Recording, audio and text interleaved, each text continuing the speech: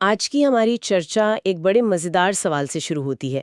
किसी ने एक बार मुझे समझाया था कि संविधान और संविधानवाद के बीच का जो फ़र्क है, वो क्रिकेट के खेल में नियमों की किताब और खेल की भावना जैसा है। मतलब नियम तो सब लिखे हुए हैं, लेकिन खेल को महान तो उसकी भावना ही बनाती है। हमारे पास जो स्रोत हैं, वो इसी बात की पड़ताल करते हैं। तो चलिए, आज इस उपमा की गहराई में उतरते हैं और देखते हैं कि क्या वाकई संविधान महज एक रूल बुक है और संविधानवाद उसकी आत्मा। तो इस गुत्थी को सुलझाने के लिए सबसे पहले हमें संविधानवाद यानी कॉन्स्टिट्यूशनलिज्म के कॉन्सेप्ट को पकड़ना होगा। ये सिर्फ एक भारी भरकम शब्द नहीं है, बल्कि इसके पीछे एक बहुत गहरा राजनीतिक विचार है। देखिए, सबसे पहली और सबसे ज़रूरी बात जो हमें समझनी है, वो ये है कि संविधानवाद कोई किताब, कोई दस्तावेज नहीं है। ये एक विचारधारा है, एक पॉलिटिकल फिलॉसफी है। ये सोचने का एक नज़रिया है कि भाई सरकार को चलाना कैसे चाहिए। तो आखिर इस विचारधारा का निचोड़ क्या है?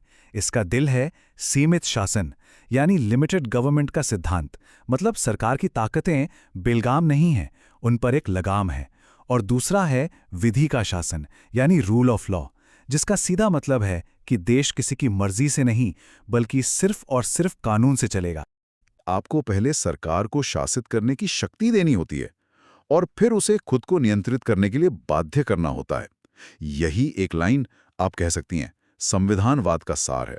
ये एक ऐसी व्यवस्था बनाने की कोशिश है जहां सरकार के पास देश चलाने के लिए जरूरी शक्तियां तो हों, लेकिन इतनी भी ना हो कि वो नागरिकों पर ही हावी हो जाए। बिल्कुल, ये मनमाने शासन के खिलाफ एक सुरक्षा कवच है। यहाँ पे बात सच में दिलचस्प हो जाती है। तो मतलब ये हुआ कि किसी देश में संविधान का होना इस बात की गारंटी नहीं है कि वहाँ संविधानवाद भी होगा। मुझे याद है स्रोतों में तानाशाही का उदाहरण दिया गया था। हाँ, और ये सबसे महत्वपूर्ण अंतर है। इतिहास ऐसे उदाहरणों से भरा पड़ा है, जैसे सोवियत संघ का संविधान कागज पर तो बहुत प्रगतिशील था, जिसमें नागरिकों को अभिव्यक्ति की आजादी से लेकर कई अधिकार दिए गए थे। लेकिन असलियत में क्या था? एक पार्टी का शासन। हाँ, एक ही पार्टी का शासन, शक्तियों पर कोई वास्तविक रोक-टोक नहीं और अधिकारों का कोई मतलब नहीं। तो वहाँ एक संविधान तो था, लेकिन संविधानवाद की भावना पूरी तरह से गायब थी। और इसका उल्टा भी सच हो सकता है। क्या कोई ऐसा देश हो सकता है जहां कोई एक लिखित दस्तावेज ना हो, लेकिन संविधानवाद की भावना बहुत मजबूत हो? बेहतरीन सवाल। इसका क्लासिक उदाहरण है यूनाइटेड किंगडम। वहां अमेरिका या भारत जैसा कोई एक सिंगल रिटन डॉक्यूमेंट नहीं है। उनका संविधान कई कानूनों, अदालती फैसलों और सदियों से चली आ रही परंपराओं से मिलकर बना है। इसके बावजूद वहां संविधानवाद की जड़ें बहुत गहरी हैं। अच्छा। वहां शक्तियों का बंटवारा है, कानून का राज है और सरकार की शक्तियों पर मजबूत सीमाएं हैं। तो ये साबित करता है कि संविधानवाद सिर्फ एक दस्तावेज में नहीं, बल्कि किसी देश की राजनीतिक संस्थाओं में बसता है। इसे समझने का कोई और सरल तरीका हो सकता है, जैसे रोजमर्रा की जिंदगी से जुड़ा हुआ? इसे ऐसे सोचिए, हम सब अपने घरों में कुछ नियम बनाते हैं, जैसे रात को देर से नहीं आना, अपना कमरा साफ रखना, वगैरह वगैरह। ये घर का संविधान हो गया। ठीक है। लेकिन घर का संविधानवाद वो प्यार, वो भरोसा और आपसी सम्मान है, जिसकी वजह से सब उन नियमों का पालन करते हैं, डर से नहीं, बल्कि एक दूसरे का ख्याल रखने के लिए।